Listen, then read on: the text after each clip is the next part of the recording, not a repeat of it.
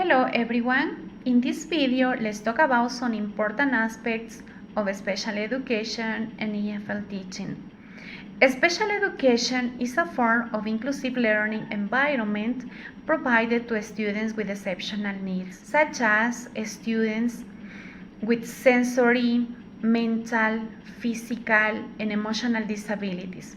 These students are unique persons because all of them has their strengths and capacities that we as teachers must potentialize, making some adjustments in the teaching, considering their ways and styles of learning, motivating their progress, and being empathetic, respectful, and very patient in order to motivate their learning. Additionally, special education has become a prominent field because it provides inclusive classrooms, and most of the teachers always try to do their best to meet the needs of their students.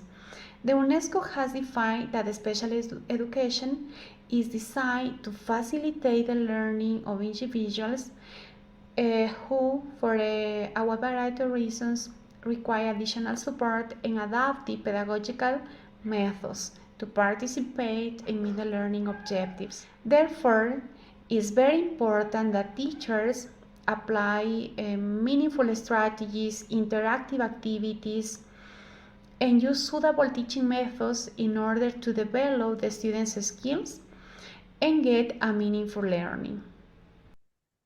Let's talk about the types of disabilities. First of all, what is a disability?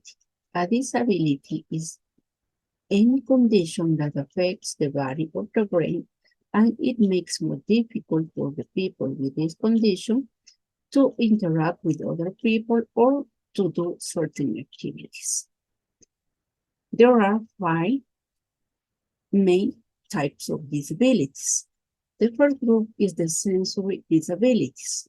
The sensory disabilities can involve any of the 5 senses, but for educational purposes, it generally refers to a disability to hearing, vision, or both hearing and related vision.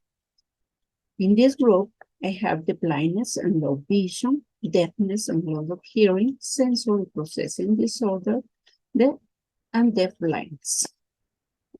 The next group is the mental disabilities. The mental disabilities are conditions that affect your thinking, feeling, mood, and behavior. In this group, I have the anxiety disorders, depression, bipolar disorder, post-traumatic stress disorder, schizophrenia, eating disorders, disruptive behavior and social disorders, neurodevelopmental disorders. The next group, the physical disabilities. Physical disabilities, also known as mobility disabilities, refer to any condition that affects an individual's body movement and control. In this group, I have the cerebral palsy, stroke, spina bifida, arthritis, spinal cord injury, epilepsy, muscular dystrophy. The next group is the emotional disabilities. An emotional or behavioral disability is a disability that impacts a person's ability to effectively recognize, interpret, control, and express fundamental emotion. In this group, I have the anxiety disorders, bipolar disorder, conduct disorders, eating disorders, obsessive-compulsive disorders, psychotic disorders. The last group is the developmental disabilities.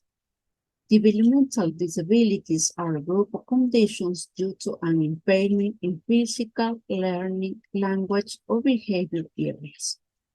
In this group, I have the autism spectrum disorder, cerebral palsy, fetal alcohol spectrum disorders, Down syndrome, attention deficit, hyperactivity disorders.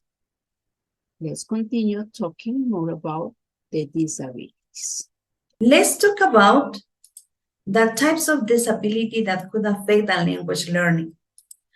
First of all, A language learning disability is a neurological disorder to alter brain function to process and understand information. It could affect a person's ability to write, to read, to listen, to speak, and to do maths. The common areas of difficulties for students with language disabilities are reading, auditory processing, oral comprehension, oral expression, writing, and math. The common disabilities are dysgraphia. Frequently, these students have troubles to form letters and writing.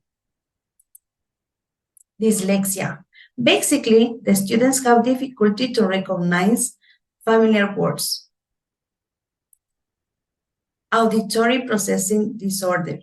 This disability could influence in the language learning disability to listen to and understand spoken language. The sounds is difficult to understand. Visual processing disorder.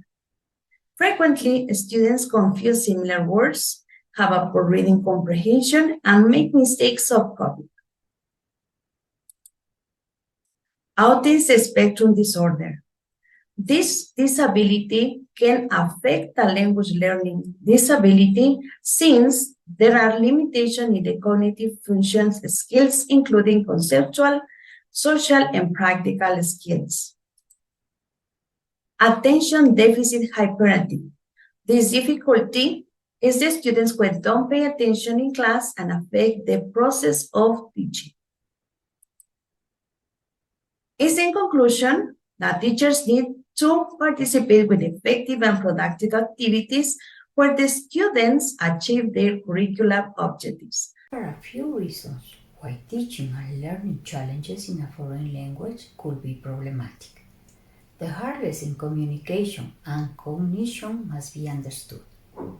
Learning a new linguistic system that has sounds, symbols, rules, and meanings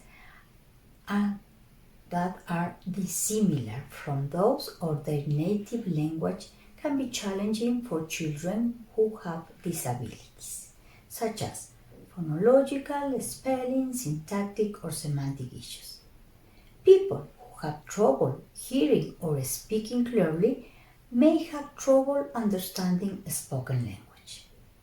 The principal reason could be the inability to recognize the distinguish between visual symbols, letters, and auditory sounds, phonemes, in a foreign language, which can confuse students when trying to read and pronounce words accurately, and impede their understanding and development of vocabulary.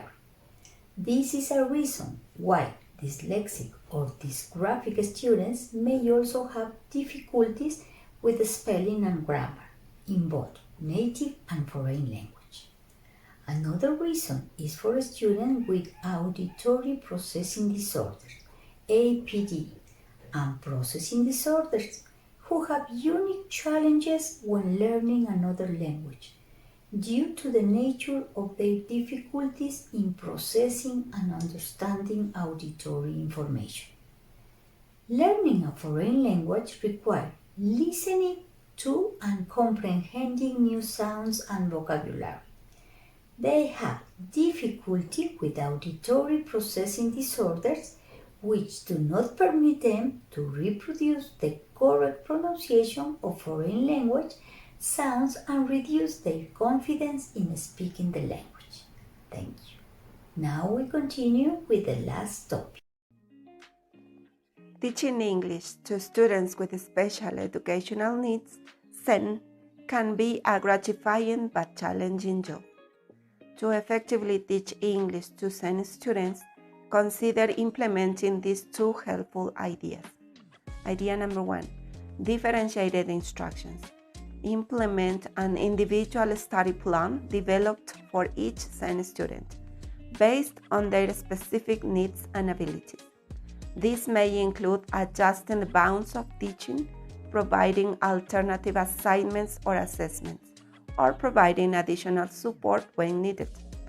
Simplify the language and adjusting instructions breaking down complex sentences and vocabulary into simpler ones.